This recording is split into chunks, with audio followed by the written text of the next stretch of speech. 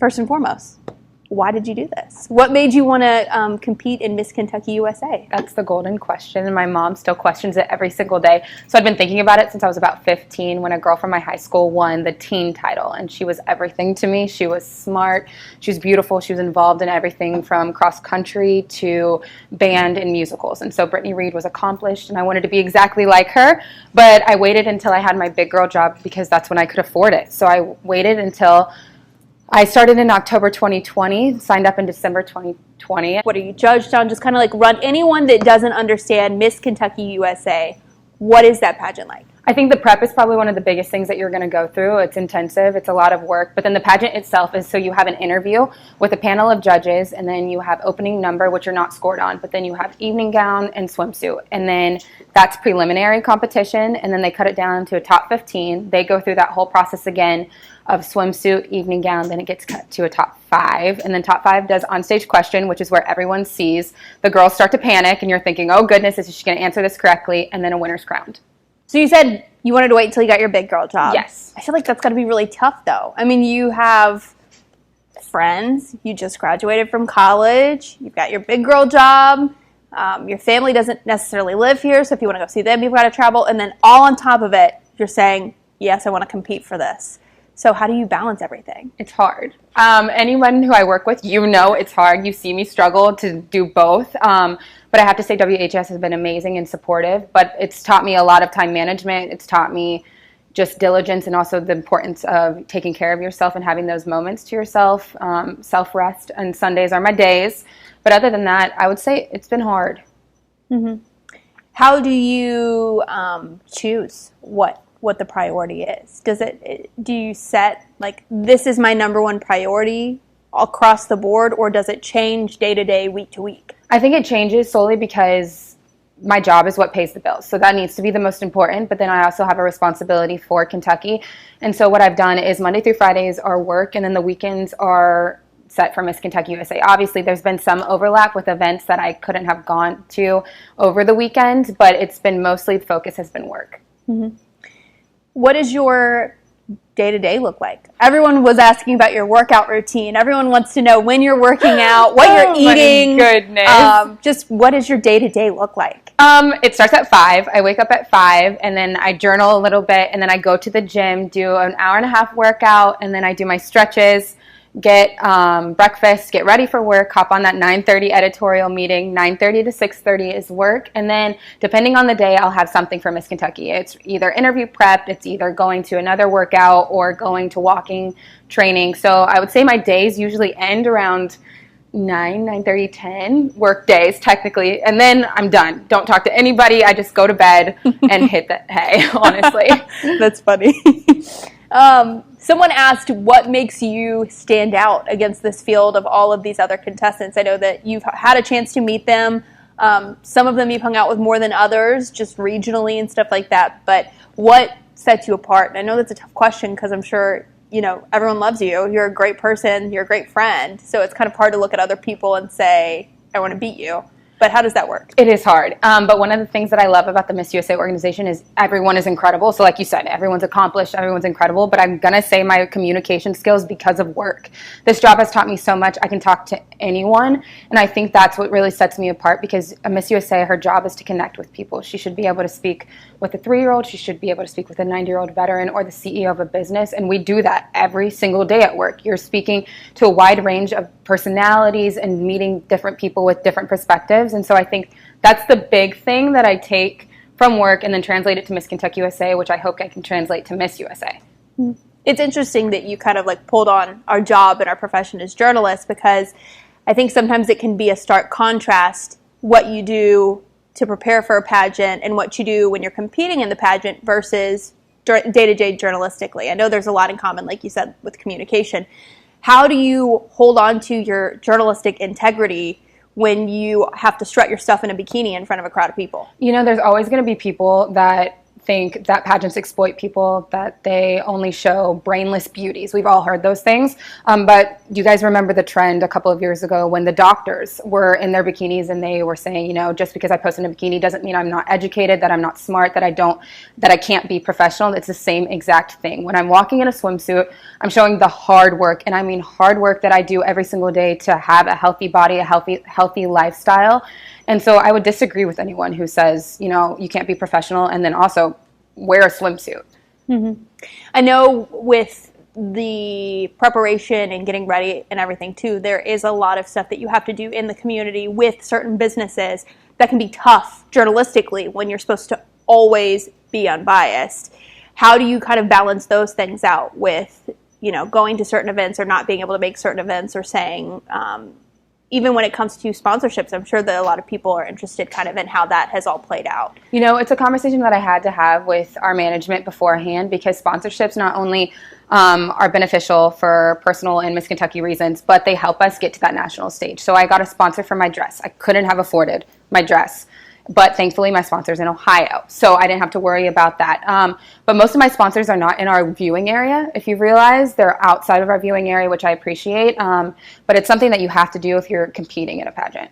Mm-hmm. So we've talked a little bit about how we had our first Black Miss Kentucky USA in 2010. Yes. How important is it, do you think, representation-wise, for you to be on that stage with those people? Representation is everything, and I think I represent so many different things. So you see me, you see a Black woman, then you see the curly hair, and then you look a little bit deeper, you see a journalist, and then you see all these different things that really make up who I am as a person. But we all know just how powerful representation is.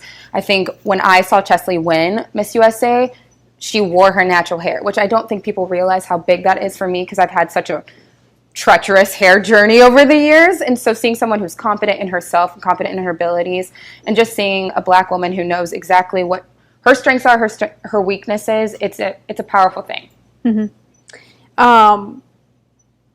How big is social media in a competition like this? I know that you went through the different categories. Obviously, social media is not one of them, but how important is social media in what you're doing? It's never scored, but I would say it's pretty important, because they want someone who can talk to your fan base and talk to your supporters. Because if you think about it, Miss USA is just a huge platform. You immediately gain all these followers. You're able to use the platform to talk about things that are important to you. And so it's a huge thing, but they won't outwardly say it, I'll admit. Mm-hmm. 66% of people under the age of 18, and then 61% of people over the age of 18 feel negative or very negative about their bodies. Do you think that pageants and competition, where you're wearing swimsuits and where you are being judged on things like that, help or hurt that? And then what would you say to people that are struggling with that in their lives? You know, one thing that I will say is everyone has their own insecurities, no matter if you are walking across the stage. No one's 100% confident. I would be lying and I would be remiss to say that, but I will say that pageantry needs to take a step forward. We are not inclusive to all body types. I think we've made moves to be more inclusive to all ethnicities and races, but body types, if you look at the Miss USA stage on November 29th, we more or less all look the same. We're all going to be tall, skinny girls. Let's be honest. Have we all worked there to get our bodies like that? Yes. But I think a Miss USA, if we really want to be representative of the United States and of women as a whole, we've got to be more inclusive to all body types. And then what would you say to women that are scrolling on social media or who are watching that day and who look at you and say, maybe have like a ping of, I should be doing more, I should be doing better, I should be doing this, I should be doing that. What message do you send to them? Social media is not real. Social media is not real. It's a highlight reel. I have my bad days. Trust me, I have my bad days more than I'd like to admit. But, you know, I would say to them, look in the mirror and just say that you are beautiful, you are worthy, and you have all of the qualities that you need, and you shouldn't compare yourself to anyone else you see on a screen or anyone else you see on that stage, because there's only one you, let's be honest, and you're pretty cool. And then what happens if you win? What happens from there? Prep-wise and craziness. So the winner will be crowned on November 29th. They have 24 hours to get their booster shot and then do media appearances on the 30th. And then they fly to Israel to compete at Miss Universe for about 2 weeks. is right then and there. Right then and there. So they are crowning someone that is Miss Universe ready, which is a little intimidating because you will go from Miss USA, which is a huge national pageant, to Miss Universe, which is the biggest pageant in the whole entire world, and compete against over 70 delegates from all over the world. And so that winner will then, if she wins Miss Universe, she goes to New York. And then if she doesn't, Miss USA will go to LA and is a contracted worker for the Miss USA organization for the year. Mm-hmm.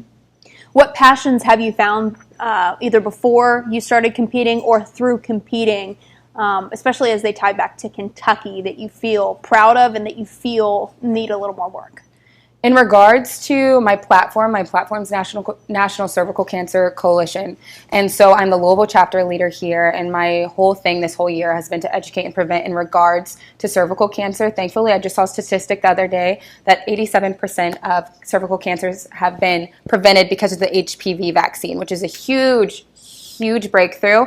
But that's something that I've been passionate about over the past 6 months. Goodness, when was I crowned? 6 months ago? And then Kentucky, I think Kentucky education is one of the things that we're lacking on. We rank the lowest in regards to other states. We don't rank the lowest, but we're on the low end in regards to education. I think that's something that we can work on. Mm-hmm. What happens to the Elle Smith that we all know and love in Kentucky if you win Miss Universe? What are you going to put on the platform of Miss Universe? Miss Universe, I think I would take the National Cervical Cancer Coalition and take it worldwide. It's a conversation that's important. In the United States, cervical cancer is on the decline because we have access to medicine and we are talking about these things and we have access to the HPV vaccine, but that's not true for other countries around the world. And I think just education and bringing that to the platform of Miss Universe is something that I would be passionate about. Mm-hmm.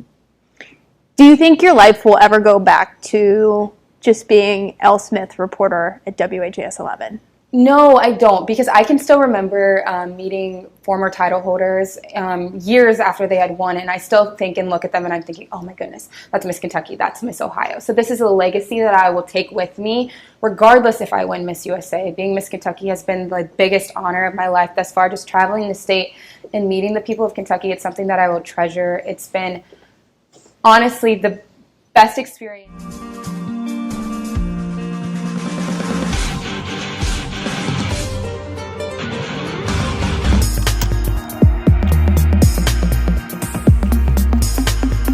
Still in the competition is Kentucky.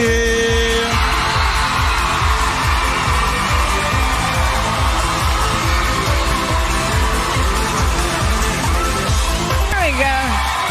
Okay, first up, ladies, what is your most important core value?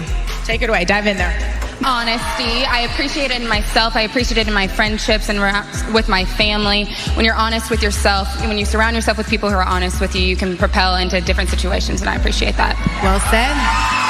Check. All right, Kentucky. I have judge number 2. Good call. Sustainability is becoming more and more important in professional landscapes. How can we encourage business to be more environmentally conscious? I think we've got to look at it from a macro level and also a micro to green energy. I think that's something that we can all agree on. But then at the micro level, we all know how to reduce, reuse, recycle, and those are things that we can implement in our daily lives. Oh. She said micro and macro. All of you, Miss USA 2021 is Kentucky.